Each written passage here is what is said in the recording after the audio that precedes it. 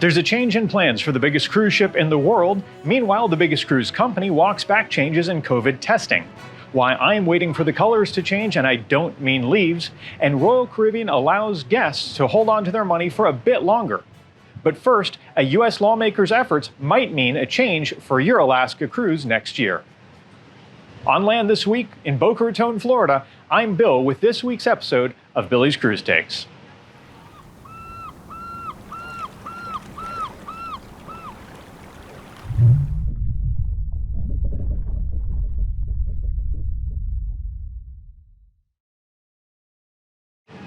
Due to a U.S. cabotage law, the PVSA, all Alaska cruises have to stop in Canada, at least except for this year. If Alaska Senator Lisa Murkowski has her way, however, ships could have the option of skipping the Great White North permanently. Now, this is because earlier this year, the Alaska Tourism Recovery Act allowed for ships to visit only U.S. ports while cruising Alaska, but it was just for Alaska and just for just for this year and just for British Columbia. It's only on a temporary basis. Next Alaska cruise season, this won't apply. Now, this was promoted this promoted the Alaska tourism industry because Canada banned cruise ships due to COVID. So we thought there would be no cruising in Alaska this year, but this temporary act helps. So this permanent change is understandably popular with interest in Seattle, since many ships start and end their Alaska cruises in Vancouver. Now, around 70% of cruise revenue in Canada comes from stops in British Columbia. Round-trip Seattle sailings might be appealing to many, but at the same time, Vancouver and Victoria are very popular destinations with cruisers and have a lot to offer. So it would seem unlikely that they'd be dropped completely, even if this law becomes permanent. Moving from itineraries to ships, it was announced this week that the world's largest cruise ship, Royal Caribbean's Wonder of the Seas, will sail from Florida starting in March of 2022, and not Asia as initially planned. Originally, she was scheduled to be deployed to China, but she was relocated due to the ongoing COVID-related changes and restrictions and general operational challenges. Wonder is the fifth of 6 planned Oasis-class ships, and each has been larger than the next, usually by a small amount. The Wonder is actually 236,500 gross tons compared to Symphony of the Seas' 228,000 gross tons. So that's a pretty big difference. There are also a few design changes, and we're looking forward to seeing those. Currently, Wonder is scheduled to sail from Florida in April and May, with Hong Kong sailings later in the year. The remainder of the schedule has yet to be announced. This could be a unique chance to see a ship that's designed for the Asian market without going all the way to Asia. In April of 2017, Norwegian Joy was deployed to China, and that was thought to be a permanent move. However, she was moved to North America in mid-2019. If you're cruising Carnival soon, be sure to leave time for testing. In a departure from what the cruise line said just days ago, they no longer plan to offer COVID testing at the embarkation terminal. Now, because of the 2-day time frame for test results before embarkation, they previously committed to setting up testing at ports to make it easier, especially for those guests who live in areas that testing is hard to come by right now, especially rapid testing. But now they've said they won't be doing this. They won't be testing at the port of embarkation.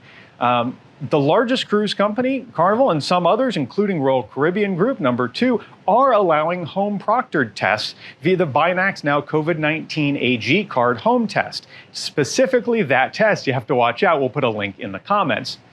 It's a little frustrating to see them walking this back after they volunteered the information that they were going to be making this happen.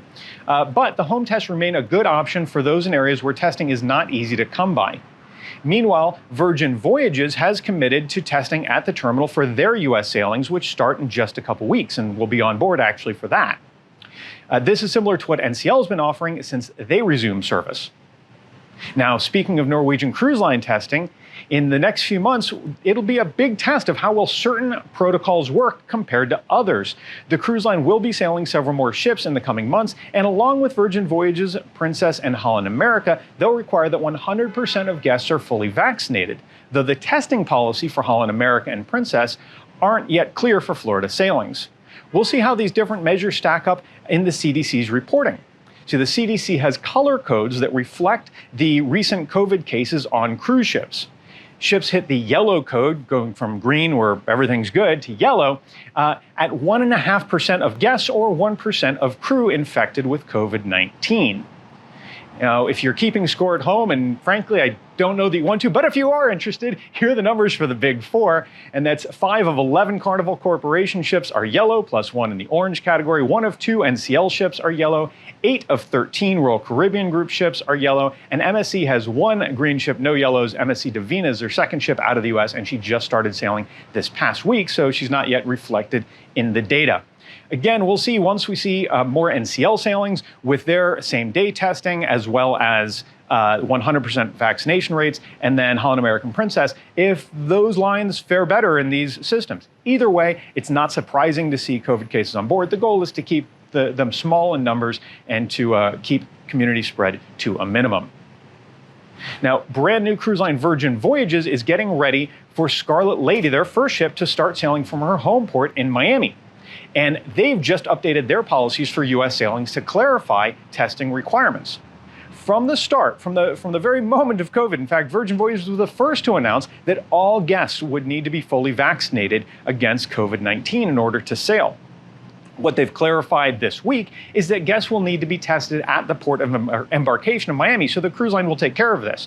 The big benefit with that, as we see with other lines, is that you have less time for a dormant case or someone with an infection that's not yet testing positive to board, and it reduces the burden on the guests to get tested a couple days before sailing. So the overall outcome is, I think, better in all ways. The small downside is it can delay embarkation, though we saw when MSC was doing this up until a couple weeks ago in Miami, it actually went pretty well. Now, we'll share the testing and more from Virgin Voyages' first U.S. Scarlet Lady sailings when we're on board in just a couple weeks. It's October 6th is finally the very first sailing. It's been pushed back a number of times, and we're looking really forward to that. While she's in her home port of Miami, she'll be sailing mostly 4- and 5-night cruises, including stops at the Bimini Beach Club in the Bahamas. Finally, Royal Caribbean International is letting guests hang on to their money a little bit longer after announcing that some cruises won't require final payment until 30 days prior to sailing. If you book a lot of cruises, this is a big relief, trust me. This applies to all sailings October 1st through December 31st of 2021. Now, typically, the final payment for Royal Caribbean International at least, is due 90 days before the embarkation date. So this change allows a lot of flexibility, allows people to hold on to their money, and maybe gets folks to book cruises when they're not sure because of whether it's COVID-related uncertainty or anything else.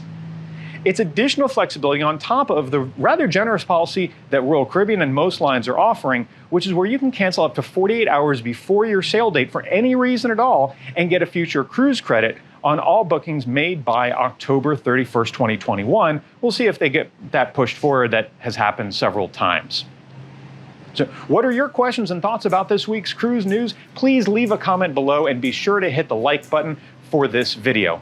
For more cruise news and information, go to cruisehabit.com. Follow us on social media too. Just search Cruise Habit on Facebook, Instagram, and Twitter. And of course, subscribe to this YouTube channel and hit the bell to enable notifications so you're notified when we post more cruise videos.